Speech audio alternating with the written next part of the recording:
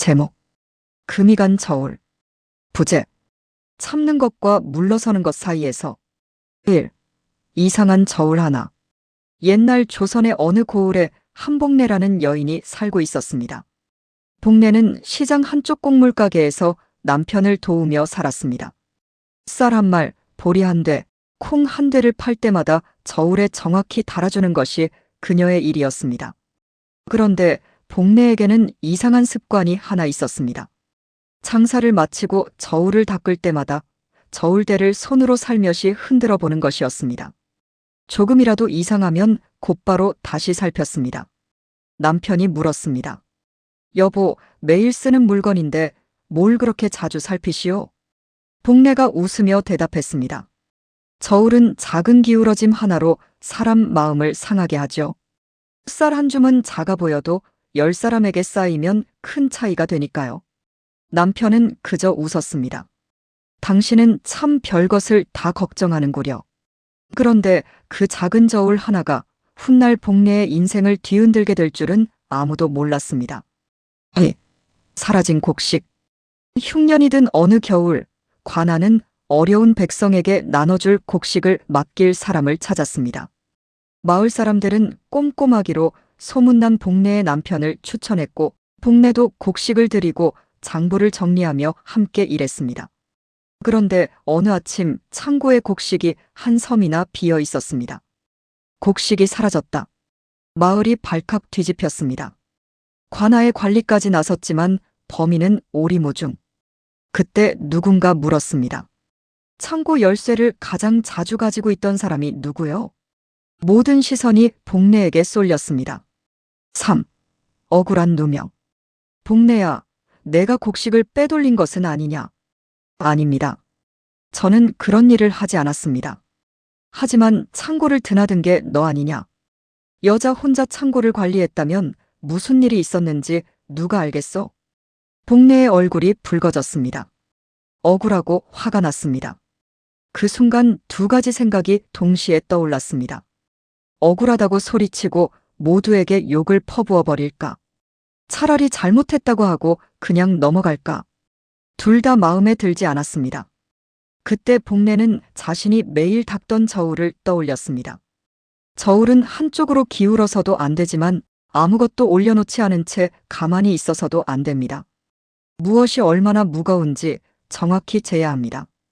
복내는 천천히 숨을 고르고 말했습니다. 제가 곡식을 훔쳤다면 벌을 받겠습니다. 그러나 훔치지 않았다면 훔치지 않았다는 사실도 밝혀주십시오. 4. 저울에 금이가 있었다. 복내는 화를 내지도 무릎을 꿇지도 않았습니다. 대신 장부를 가져왔습니다. 곡식이 들어온 날부터 오늘까지의 기록입니다. 그리고 창고 문이 잠기지 않은 날도 있었습니다. 그리고 창고에 있던 저울을 가져와 곡식 한 마를 올렸습니다. 저울이 이상했습니다. 왼쪽이 조금 내려앉아 있었습니다.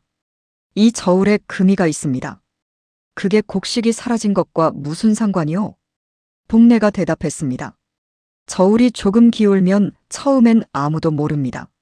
하지만 하루에 한 줌씩 차이가 나면 한 달 뒤엔 큰 차이가 되죠. 사람의 판단도 이와 같습니다. 처음엔 저 여자가 창고를 관리했으니 혹시 모르지 않은 작은 의심 하나입니다. 그 의심에 사람들의 말이 하나씩 얹히면 어느 순간 저는 곡식을 훔친 사람이 되어버립니다.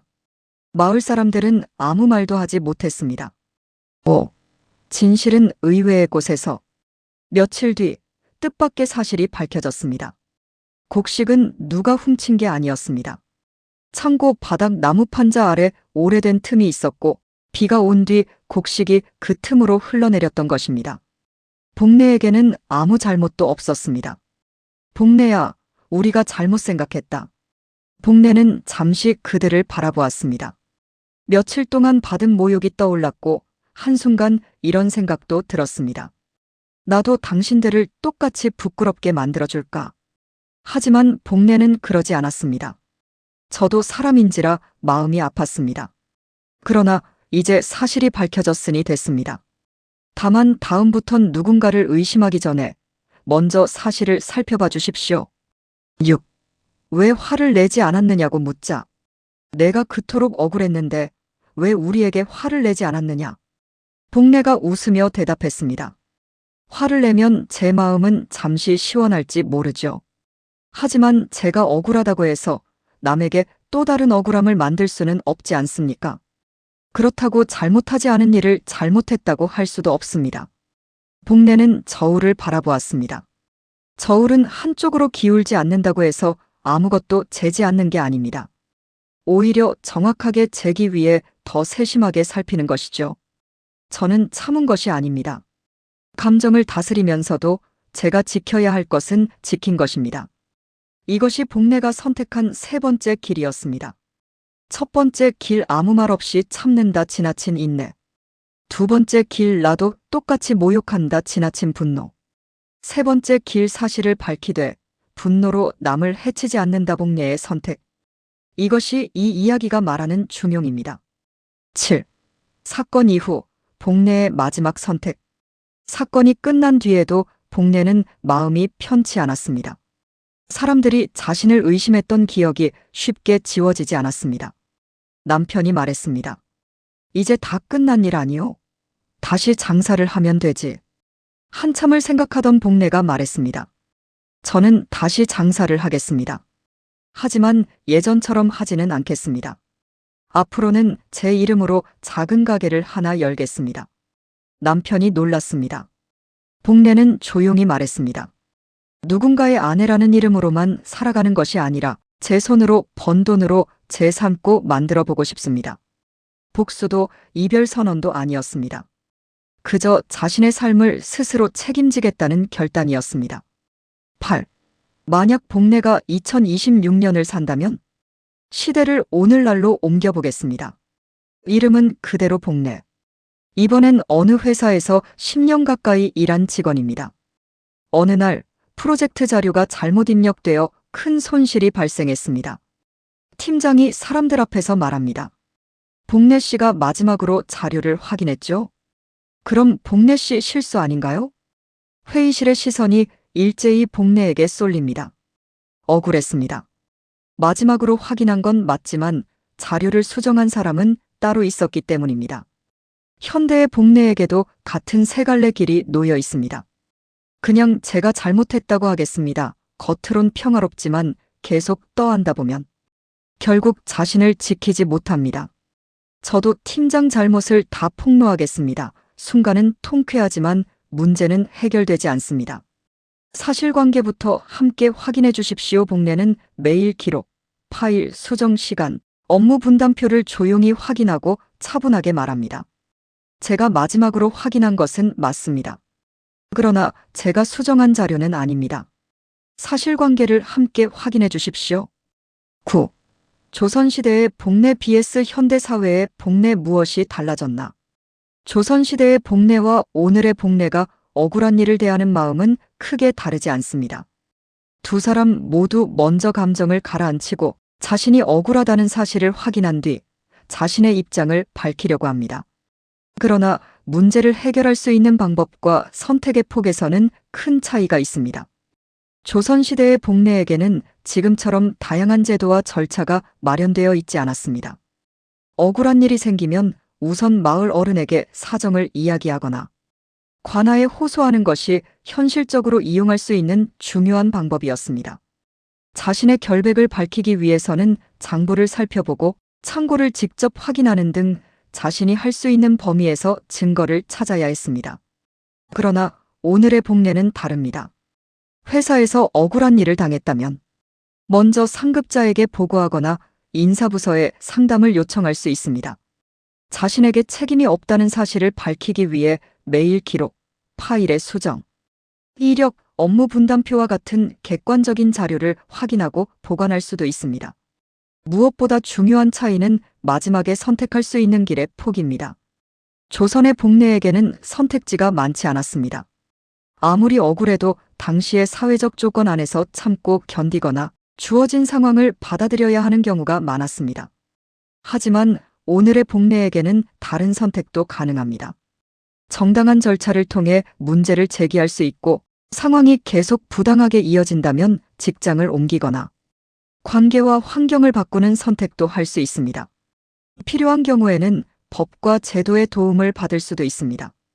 바로 여기에서 참는 것과 중용의 차이가 드러납니다. 오늘의 복내가 이렇게 생각할 수도 있습니다. 옛날 사람들도 억울한 일을 참고 살았으니 나도 그냥 참아야지. 그러나 이것은 중용이 아닙니다. 시대가 달라졌고 자신을 지킬 수 있는 방법도 달라졌기 때문입니다. 조선의 복내에게 참는 것이 현실적인 선택이었다면 오늘의 복내에게는 문제를 제기하고 자신의 권리를 지키는 것이 더 바른 선택일 수도 있습니다. 중용은 무조건 참는 것이 아닙니다.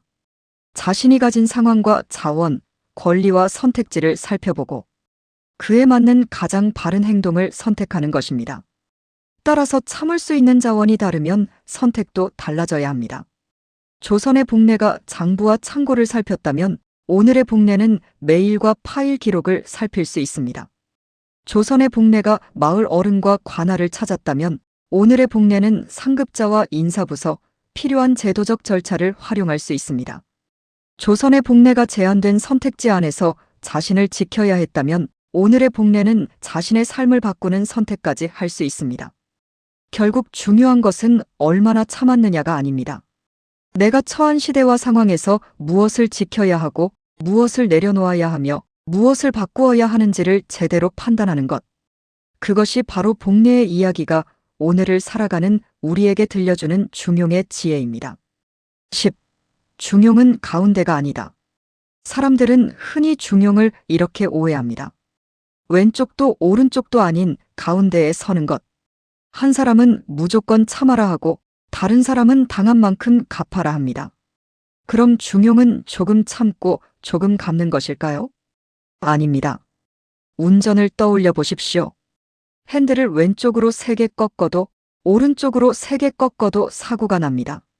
그렇다고 핸들을 가운데에 딱 고정해버리면 길이 굽어지는 순간 차는 그대로 도로 밖으로 튕겨나갑니다. 좋은 운전자는 핸들을 가운데 고정하지 않습니다. 길의 상황을 보며 계속 방향을 조절합니다. 중용도 똑같습니다. 정해진 중간 지점에 서는 게 아니라 지금 무엇이 옳은가? 무엇은 참아야 하고 무엇은 참아서는 안 되는가? 나와 남을 불필요하게 해치지 않으면서 지킬 것은 어떻게 지킬 것인가? 이 질문에 매번 다시 답하는 것. 그것이 중용입니다. 참는다고 다 중용은 아닙니다. 참아야 할 때 참는 건 절제지만 참아선 안 될 일을 계속 참으면 자기 자신을 해치는 일이 됩니다. 반대로 말한다고 다 용기는 아닙니다. 사실을 밝히려 말하는 건 용기지만 분노로 상대를 공격하는 건 또 다른 극단일 뿐입니다. 11. 복내가 정말 잘한 건 4가지. 자신이 잘못하지 않았다는 사실을 스스로 인정했다. 감정적으로 폭발하지 않고 사실부터 확인했다. 자신의 억울함을 분명하게 밝혔다. 진실이 밝혀진 뒤에도 복수하지 않고 자신의 삶을 다시 세웠다. 12. 마지막 장면. 몇 년 뒤 복내는 작은 곡물 가게를 홀로 운영하고 있었습니다. 가게 한쪽엔 여전히 그 저울이 놓여 있었습니다. 작은 금이 간 채로 어린 손자가 물었습니다. 할머니, 저 저울은 왜 안 버려요? 복내가 웃었습니다. 이 저울이 할머니한테 아주 중요한 걸 가르쳐줬거든. 뭘요? 복내는 저울을 손으로 살며시 흔들었습니다.